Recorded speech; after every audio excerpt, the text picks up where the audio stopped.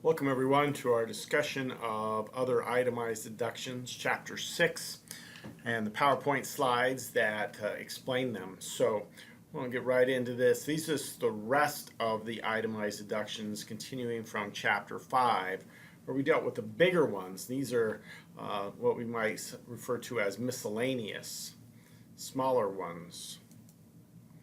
So Schedule A has two kinds. We're going to refer to them as those that are subject to the 2% AGI floor, and the others are not.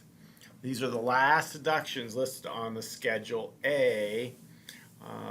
Far more of them are subject to 2% AGI than are not, as we'll see. So some examples of those that are subject to 2%, and we'll go into some detail about especially the unreimbursed employee business expenses, because that's the most common a major amount there.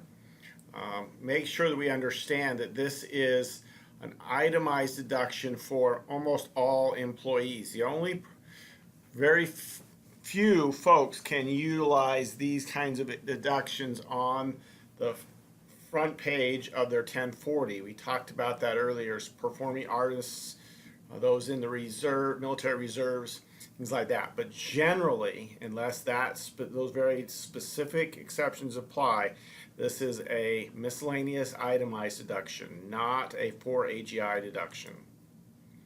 So this is the section we're looking at on the Schedule A, down here towards the bottom. And then we have the part that are not subject to 2%. So there's two sections here. The even smaller section is for those not subject to the 2% floor. So a little bit more about employee reimbursements and expenses. We're talking about expenses that, as an employee, you incur on behalf of your employer. So you drive your car, you go and pay your own way on hotels, traveling for your employer. And so there's two types of plans that they can operate. They can either have an accountable reimbursement plan or a non-accountable. And there's a big difference in the tax way that those are treated. Accountable reimbursements must require employees to account for their expenses. You have to turn in receipts. You have to somehow give evidence that you went so many miles, whatever. And if you are given more, say as an advance because you don't need to fund it, and then you need it, then you have to give it back. So that's what the requirements are. They have to be both of those to be accountable. So if in this case your reimbursement reduce your employee expense, if that employer reimburses you exactly what you paid or exactly the amount of the expense, then you don't report it on your taxes, everybody's happy, and you don't have any income. However, sometimes your employer reimbursement will be less than what you actually incurred. If that's the case, then you can only deduct the amount that your expenses exceeded the amount you got reimbursed by your employers. We'll see on the form. Any reimbursement that is not accountable is a non-accountable. So that's everything else. And that means that in the accountable plan, the employer gives you the money and the additional wages included in your W-2. But then you can deduct all allowable business expenses as miscellaneous itemized deductions. But remember, it's subject to that 2% AGI floor. So this is not usually the best plan. This is usually a less advantageous situation. Give a couple examples. $2,000 a month, non-accountable because you don't have to provide any documentation. So if that's the case, they're going to add $24,000 to the W-2. He's going to have to pay not only income tax, but Social Security and Medicare taxes on this. It gets to be expensive. If on the other side, the employer gets to deduct $24,000, but they also must pay their part of the Social Security and Medicare taxes. All right. But the employee can deduct all the actual mileage they went and everything like that, subject to the 2% floor on their Schedule A. So, moral of the story is you still got to keep track of expenses. So even though it's a non-accountable plan, if you're going to get the deduction for it, as an employee, you must keep track of your expenses. So this is the side for the employer. So it's really not a good deal, but they still are a few of them out there. But most employers run accountable plans, and that's what we prefer as employees, especially. Another example, K. Now we've got $1,600 and $400 for entertainment. This is the only difference here from our earlier is that the entertainment that the corporation can deduct is only $200 because of the 50% limit on meals and entertainment. And if it's non-accountable, the employee is now taxed on the whole $2,000 because they didn't have to provide any documentation. They also pay the other taxes, and they'll deduct the whole thing, and they're responsible for their side of the Social Security Medicare taxes. But we then keep track and substantiate our deductions, or the employee does, on their Schedule A.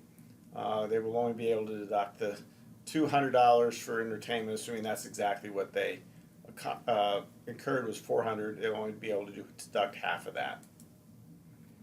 How you got to substantiate expenses: amount, date, place, business purpose, business relationship, and identity of those present. So it is fairly specific as to what you have to show to have a business related expense. So the idea is if you're driving around and get lunch as an employee, that's not what we're talking about. We're talking about you have to take somebody out to lunch that's a client or something of your employer and pay the bill. That's what we're looking at. So what will that include? Travel while away from home. That's what we need to remember. And that's typically has got to be at least 100 miles from home. And meals and entertainment must be business related. So things that are close to home is not going to work. Meals aren't going to work unless they are with a client or if it's in your travels away from home. So if you're traveling away from home as an employee, 100 miles or more away from home, and you have to get food, then that is deductible even though you're not entertaining a client, but only 50%. Okay, transportation. You see all the things that are included there. Commuting is never deductible, but traveling between two jobs or two job sites is deductible. If an employer requires you to show up at job site number 1 and then sends you to job site number 2 or 3 or 4, cost of traveling to those others is deductible. We can use the standard mileage rate, or we can keep track of all our actual expenses. The standard rate is given there, 53.5 cents per mile. Actual includes all of those things. You can see that's a lot of work to keep track of all that. It's so much easier to keep track of your miles and just multiply it by the standard rate. All right. No matter what you use, parking and tolls are in addition. They're not included in your standard rate, and they're not one of these other actual expenses. So they are directly deducted. So here's our example. Heather uses her car, 1,600 miles, $80 in parking, reimbursed 35 cents. You can see in this case an example of reimbursement by the employer that's less than what you can deduct because the allowed rate is 53.5 cents, but the employer chooses to reimburse less than that. Most employers reimburse the full 53.5, but occasionally you get some cheapskates that don't, and therefore the difference is deductible plus the parking. Regular travel expenses include the following: as you're out of town, going away on business for the employer,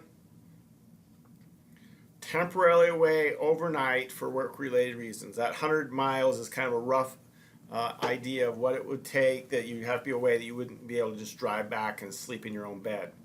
Okay. You can use per diem rates if you don't want to keep track of your receipts all the time. Basically, the IRS says gives you an amount based on where you're going and per day amount that you can deduct. Makes life a little easier. All you have to do is substantiate that you were gone and for what reason. You don't have to actually keep the receipts of the hotels and such. What if you combine both? Business, okay, employer sends you on a business trip, but you decide to stay a couple days to do some sightseeing. Is that okay? Well, it is. You do have to make some calculations to split the costs. Right? Only the business portion can be split. What about getting there? What about the airfare? You can deduct all of it if it is primarily for business. So you've got to be able to establish that the main reason you went on that trip was for business. Then the airfare, the trip to the airport, the parking, all that type of stuff is not, you don't have to allocate. You can deduct the whole amount as travel. And remember, this is only if you don't get reimbursed by your employer for that travel. So we go for 5 days, additional 4 days to sightsee before heading home. Primarily for business. I think we can establish that the main reason she went was for business. She gets to deduct the full airfare and all of the other expenses to and from the airport, all of that kind of thing, parking while she's at the airport, at least for the day she was on business. And the business portion of her lodging. So 5 days of lodging would be deductible, 4 days not. Meals and entertainment for 5 days, 4 days not, so forth. So that's how you would allocate. But you don't have to do that with the airfare because the airfare would be the same whether she stayed 5 or 9 days or whatever. Okay. Foreign travel, little different deal. Okay. You don't have to allocate the cost if you didn't have any control over the travel arrangement, trip less than 8 days, or the portion of the trip is less than 25% personal port. So a little tougher hurdle for foreign travel. Keep those people from abusing their these travel rules. So we go to London this time. This is international. Stays for 5 days, 4 days to sightsee. You see that that's more than 25%, right, of the total, okay? And it's more than 8 days, so he can't deduct all the airfare. He has to allocate the airfare between the business part and the sightseeing part. So he'd take 5/9 of his airfare for business, and 4/9 would be not deductible. And any other cost of getting to and from the airport the same way. Meals and entertainment. Only 50% of meals and entertainment can be deducted. You have to be present. You have to have documentation. There needs to be some type of client association, some reason to have a business meeting, or it has to be done while you're traveling away from home. Other things that fit in this category, although they're not, I wouldn't really consider them all business expenses, but union dues I don't consider business expenses, but sometimes that's required to be employed is to be union, part of the union. If you are required to be licensed and the employer does not pay for that license or insured and you pay for it yourself, that is a business expense. Uniforms and safety equipment, this is not just normal clothing. So many people say, oh, I can deduct my clothes, my nice suit, things like that. No, we're talking about things that are uniform specifically for your employer, or safety equipment that can't be worn other places. So if you have a welder and you have to wear the helmet and everything, you're not going to wear that outside somewhere else. So that, if you had to buy that, that would be deductible. All right. We'll talk a little bit more in the next part 2 about some of these other issues as far as business expenses.